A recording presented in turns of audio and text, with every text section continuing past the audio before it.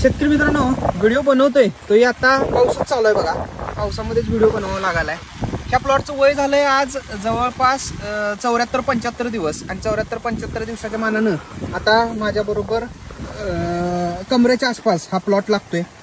सध्या तणकाट थोडं सुटलंय, त्या तणाचा बंदोबस्त आपण करणार आहे. मध्ये पावसामुळे जे फुटव्याची संख्या कमी होती ती फुटव्याची संख्या पण आपण योग्य मर्यादित आता फुटव्यांची संख्या ह्याच्यामध्ये करून घेतल्या. थोडी वाढ फुटव्यांची फक्त कमी जास्त आहे, तर ती देखील वाढ आपण एकसारखी करून घेणार आहे. मास्टर रिकव्हरचा मित्रांनो स्प्रे आपण दिलता बघा, आठवतंय? आणि मी त्यावेळेला बोललेलो की तुम्हाला 3 नंबरची लाईन 1, 2 आणि ही 3 नंबरची लाईन तुम्हाला मी परत दाखवतो. कंडिशन बघा, ग्रीनरी बघा. ही मला वाटतंय रिकव्हरचा स्प्रे देऊन एक 8 दिवसाच्या आसपासलाच व्हिडिओ असेल.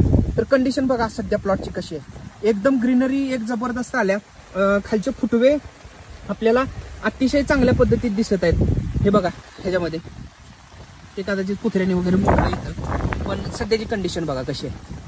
त्यामुळे रिकव्हरच्या फवारणीने इतका फायदा झालाय की प्लॉटची शायनिंग पूर्णपणे टिकून आहे. असल्या पावसामध्ये देखील, पाऊस किती पडलाय आता 2-4 दिवस हे सांगली कोल्हापूरमध्ये लोक जाणतात.